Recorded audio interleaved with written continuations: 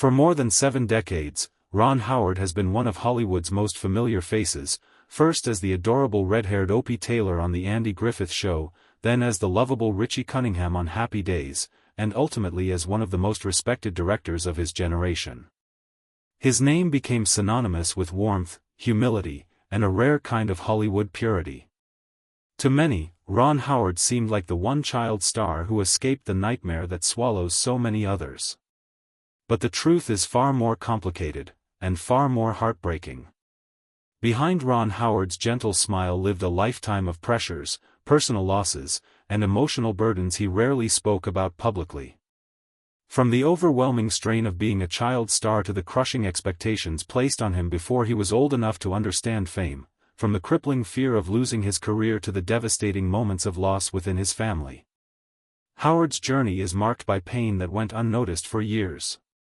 Hollywood loved him. America trusted him. But no one truly understood the internal battles he carried alone.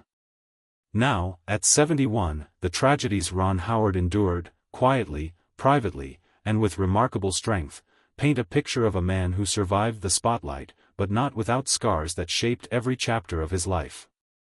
His success is extraordinary. His story is inspiring. But the heartbreak behind his gentle persona is something few ever knew. Long before Ron Howard became an Oscar-winning director, he was simply a little boy placed in front of a camera before he could fully form memories. At just 18 months old, he was already appearing in productions, long before he understood what a career even was. His parents, both actors themselves, believed they were giving him an opportunity. They could not have known that they were also setting the stage for a lifetime of pressure that no child should ever have to experience. By age 6, Ron had become a national treasure as Opie Taylor. The world adored him, but with that adoration came an invisible chain. Every smile, every gesture, every moment of screen time was examined by millions. Ron wasn't simply acting, he was carrying a reputation, a show, and the image of an entire era on his tiny shoulders. Behind the scenes, the expectations were suffocating. If he forgot a line, it wasn't just a mistake, it meant slowing down a crew of adults, burning production time, and hearing disappointed sighs. That type of pressure can crush an adult. For a child, it was emotionally overwhelming.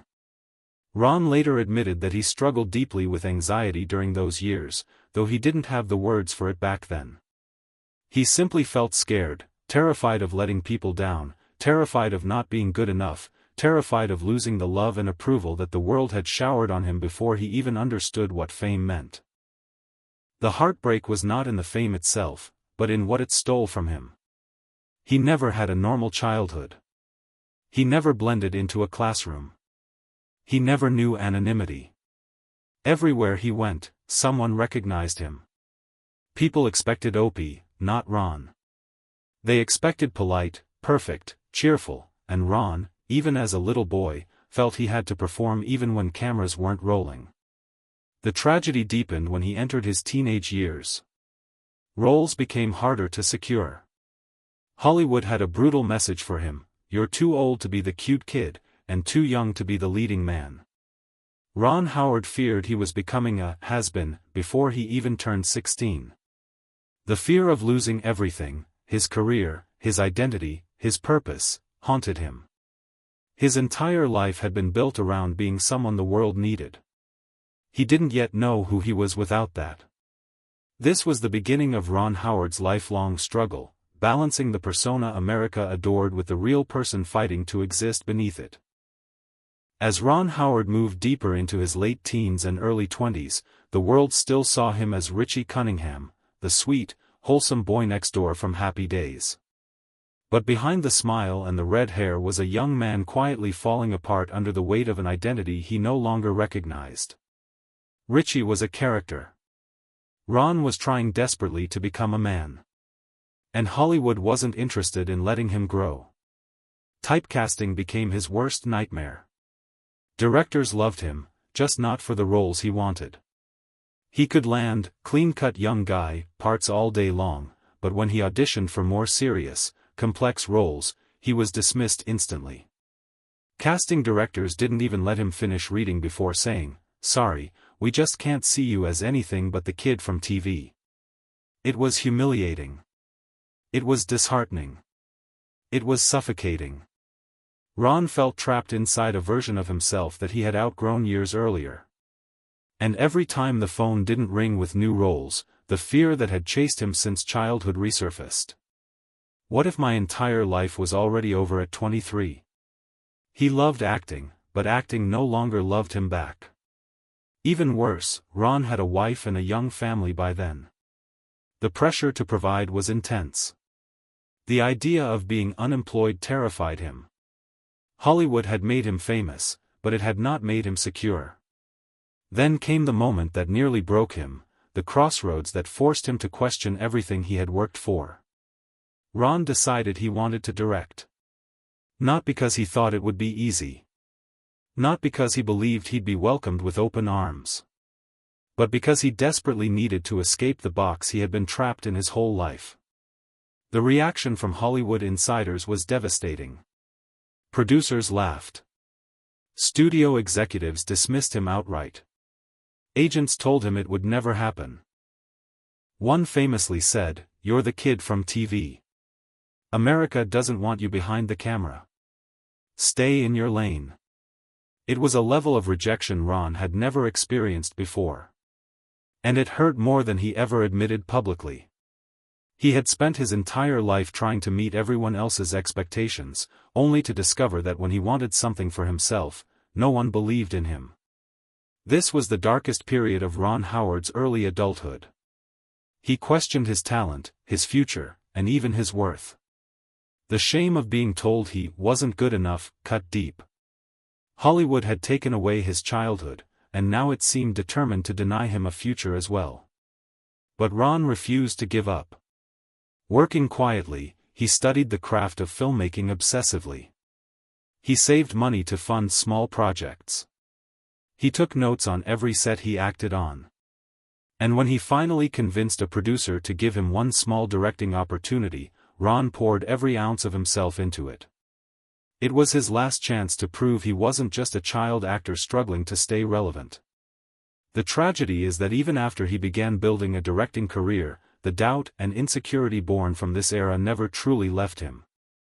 He carried it, silently, for decades.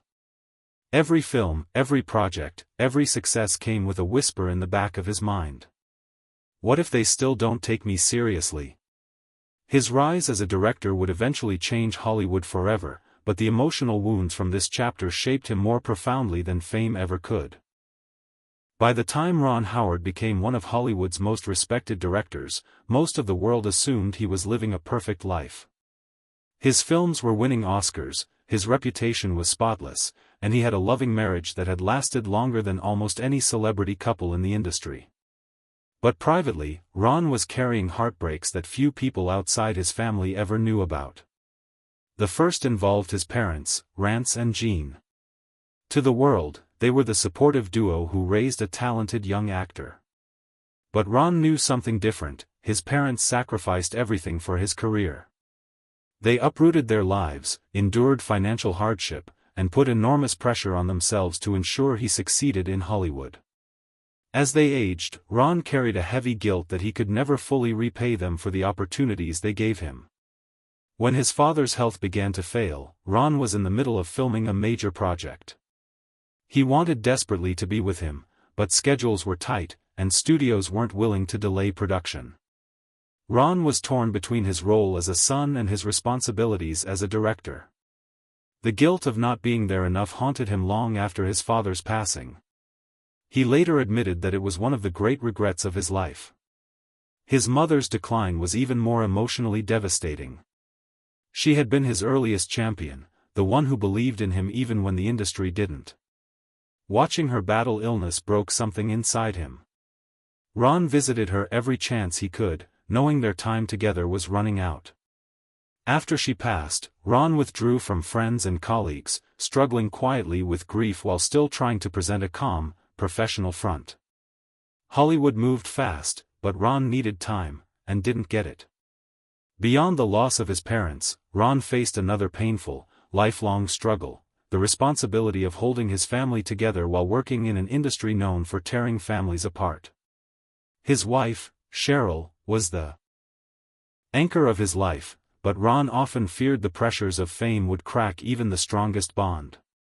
Endless hours on set. Months away from home. Tabloids inventing rumors. People speculating about their marriage simply because it had lasted too long for Hollywood standards. There were times when Ron questioned whether he was doing enough, for his wife, for his children, for himself. He worried constantly about being absent, about letting work swallow him whole, about allowing his career to overshadow the people who mattered most. Then came the tragedy that shook him more than Hollywood ever knew. One of his children faced a medical emergency that left the entire family terrified and uncertain. Ron, in the middle of production, felt helpless.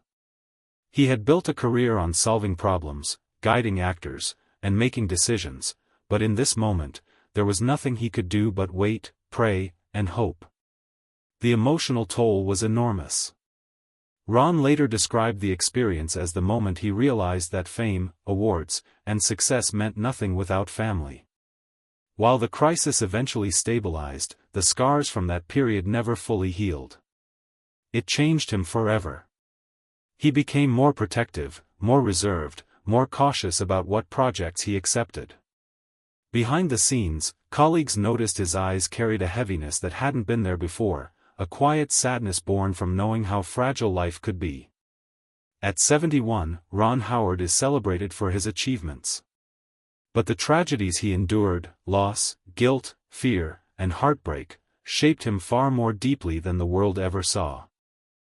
As Ron Howard entered his 70s, the world saw him as a Hollywood treasure, a quiet genius whose films shaped generations. But age brings reflection, and for Ron, reflection brought a complicated truth: his entire life had been defined by pressure. Pressure to perform. Pressure to please. Pressure to stay humble, stay grateful, stay perfect. Pressure to be the one celebrity who never stumbled, never rebelled, never lost control. What the public never realized was how exhausting that expectation became. Ron had spent decades walking a tightrope, balancing artistic ambition, family responsibilities, and an industry that demanded more every year. The stress built up silently. He rarely slept more than a few hours during production periods. He worried constantly about disappointing investors, actors, or audiences. More than once, he quietly battled severe anxiety on set, hiding trembling hands behind script pages and trying to calm his breathing before calling action. But the most heartbreaking truth came later. Ron realized he had lived almost every chapter of his life for someone else. As a child, he worked to support his family. As a young man, he worked to prove he wasn't just a TV kid. As an adult director, he worked to live up to impossible expectations. As a husband and father, he worked to be present, even when Hollywood kept pulling him away. And now, at 71, Ron finds himself questioning a reality he never had time to face. Who is Ron Howard when he is not working? The slowing of pace that came with age forced him to confront the emotional toll of a life spent in public view. For the first time, he found himself dealing with loneliness, the quiet kind that appears when the career that defined you begins to fade. Colleagues retire. Friends pass away. Hollywood moves on. Ron began to speak more openly in interviews about burnout, about fear, about the haunting pressure that followed him throughout his life. Fans praised his honesty, but few understood how much courage it took for him to reveal even a fraction of his vulnerability. Complicating his emotional world even further was the pain of watching the industry he grew up in fall apart. Scandals, betrayals, the collapse of old Hollywood traditions, Ron witnessed it all.